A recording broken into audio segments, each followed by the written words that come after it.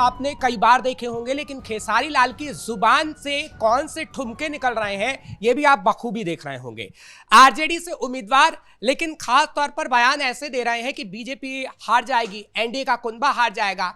अमित शाह के बारे में हो, मोदी के बारे में हो, ये सब बयानबाजी उनकी हो रही है, लेकिन शायद उन्हें पता नहीं है कि आखिर बिहार की जनता क्या करने वाली है, क्योंकि एक एक तस्वीर आज हम आपको बताएंगे कि बिहार की जनता आखिर कैसी तस्वीर दिखाने वाली है और कौन सी सरकार बनने वाली है। भविष्यवाणी लेकर मेरे साथ राजीव जी आ रहे हैं, एग्जीक्यूटिव एडिटर हैं। सर, भविष्यवाणी क्या होगी बिहार की? हाँ, ये जरूर कहा जा सकता है कि आप सीनियर हैं, आप चीजों को बताएंगे, लेकिन भविष्यवाणी तो हम नहीं कर सकते हैं, लेकिन जो तस्वीर आती है उसके आधार पर चीजों को जरूर बता सकते हैं।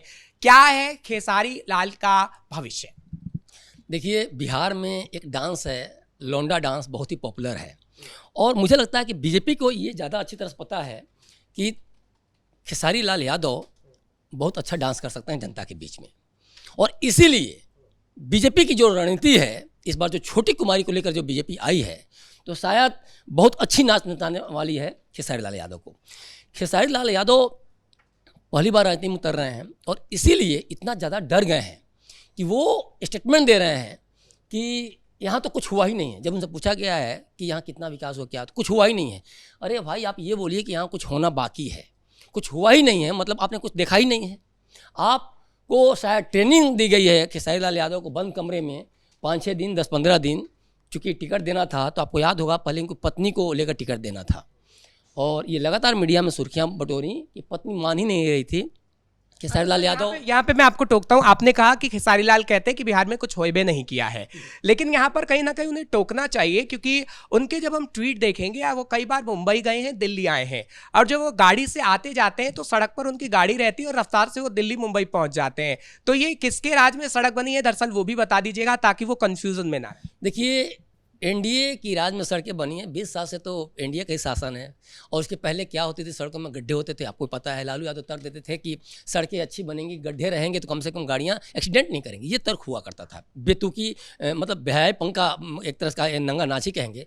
दूसरी बात, जो बिहार के जो पथ निर्माण मंत्री हैं नितिन नवीन साहब, उन्होंने रियली बहुत अच्छा काम किया है। हम लोग खुद बिहार के हैं तो हम लोगों ने देखा है कि कैसे अब हम लोग ट्रेन से नहीं जाते हैं, एक्सप्रेसवे पकड़ते हैं, सोचिए, और वहाँ से हम 14-15 घंटे के अंदर मतलब 1000 किलोमीटर की दूरी तय कर लेते हैं। तो आज बिहार में जो सड़कों की देन है, इस चलते संभव, पहली बात। दूसरी बात, हर्ष, मैं एक चीज़ बता रहा हूँ, अब हम लोग मेन टॉपिक पे आ जाते हैं, जो कि खेसारी लाल यादव को लेके 3 बार से वहाँ बीजेपी का विधायक है। 2010 में भी बीजेपी ने सीट जीती, 2015 में भी जीती, 2020 में भी जीती। 2015 और 20 में यहाँ सीएन गुप्ता साहब विधायक रहे, इसके पहले भी बीजेपी के हाथ में। इस बार खेसारी लाल यादव को टक्कर देने के लिए स्थानीय नेता छोटी कुमारी को यहाँ उतारा गया है। तो सोचिए कि ये कितना बड़ा टक्कर इनको मिलने वाला है। और खेसारी लाल यादव की ज़मीन क्या है छपरा में? खेसारी लाल यादव की स्टेटमेंट कम से कम दें तो उन्हें तो कम से कम एक नेताओं की तरह जो ट्रेनिंग दी गई होगी तो वो थोड़ी बहुत निकल के आनी चाहिए। वो आपने बिल्कुल सही कहा कि जब मुंबई जाते हैं या दिल्ली जाते हैं, कहीं भी जाते हैं, उन्हीं सड़कों से जाते हैं ना, लेकिन वो एक्चुअली जो लालू और तेजस्वी जो बार बार कर रहे हैं पिता भैया, तो ये इसके बाहर नहीं निकल पा रहे हैं, क्योंकि उनको देखिए बिहार की जनता से उनको बहुत ज़्यादा मतलब नहीं है। उनको मतलब है जीतने से, और जीत उनको दिख नहीं रही है, उनको हार साफ दिख रही है। और ख़ास तौर पे उनके जो नेता हैं तेजस्वी यादव, जिस तरह से वो नौकरियों को लेके एक अव्यवहारिक जो अनाउंसमेंट कर रहे हैं, जिस तरह से जो जीविका दीदियां हैं हर्ष, उनको लेके देखिए एनडीए ने कितना शानदार एक तरह से कहा जाए इमारत ही कहेंगे, क्योंकि वो धीरे धीरे से ही नींव को जोड़ते जोड़ते बड़ी स्ट्रांग इमारत जीविका दीदियों के माध्यम से खड़ी की है। और इसीलिए 48% जो महिला वोटर हैं वो कन्वर्ट हो रहे हैं सीधे सीधे एनडीए की तरफ। और दूसरी एक बड़ी बात है, 15 लाख जो नए वोटर हैं वो भी अपने आप में एक बहुत बड़ी डर है महागठबंधन के लिए, खासतौर पर राजद के लिए।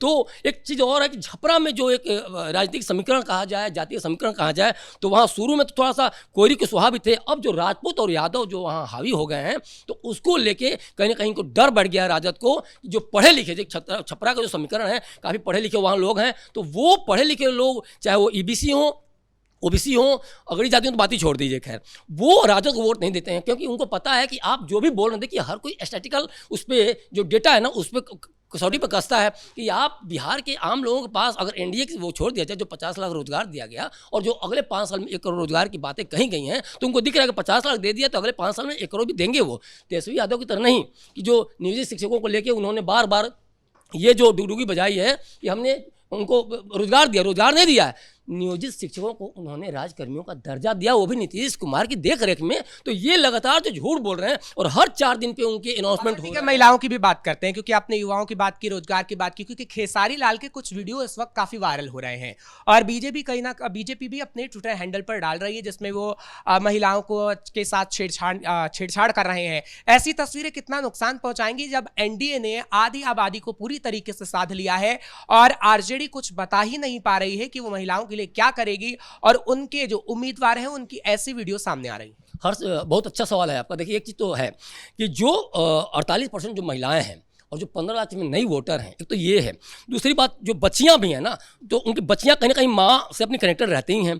तो जो पोशाक की जो योजना है, छात्रवृत्ति योजना है जो ग्रेजुएशन तक, या उसके अलावा जो साइकिल योजना है, इन सभी के साथ साथ जो 35% जो आरक्षण दिया गया नौकरियों में, 50% जो आरक्षण दिया गया आपको पंचायती राज में, उसके अलावा ममता कार्यकर्ता हैं, आशा कार्यकर्ता है, आंगनबाड़ी कार्यकर्ता है, जीविका दीदी की हमने बात की ही। और उसके अपोजिट देखा जाए तो एक तो महागठबंधन के हैं, क्या बोलते हैं ये लोग, जीविका दीदियों को हम लोग परमानेंट कर देंगे, जीविका दीदियों को हम 30,000 रुपया देंगे, और न जाने माई बहन योजना के तहत कहते हैं हर महीने हम 2,500 देंगे, साल के 1.5 साल के हम 1.5 लाख, 5 साल में हम लोग 1.5 लाख रुपया देंगे। तो ये जो बोलते हैं, इनका अव्यवहारिक और इनका किया हुआ काम, दोनों में बड़ा अंतर दिखता है। और साफ साफ जनता ये समझती है हमें वोट देना है किसी लफाज को नहीं, क्योंकि वो आए हमारे बड़े बड़े वादे हमसे करके और फिर बाद में कोई काम ही ना करे। तो वो ये मन बना चुकी हैं महिलाएं बिहार की कि जब हमारे पास कुछ नहीं था, आज हम रेहड़ी लगा रहे हैं, हम आज ठेले लगा रहे हैं, सब्जियां बेच रहे हैं,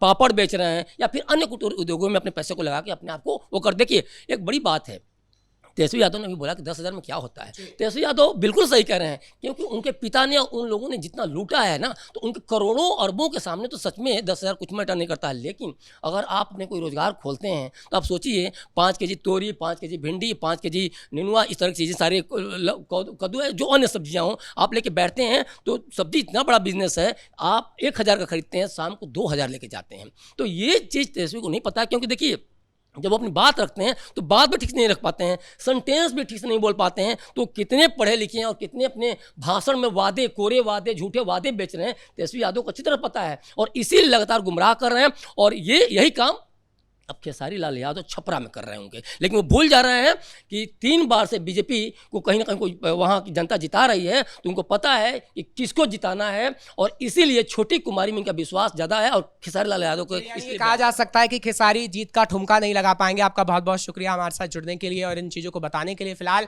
खेसारी लाल यादव जिस तरीके से बीजेपी पर हमला बोल रहे हैं, उन्हें ये पता होना चाहिए कि जहां से वो चुनाव लड़ रहे हैं वहां पर बीजेपी की जमीन कितनी मजबूत है और भविष्य आखिर क्या हो सकता है।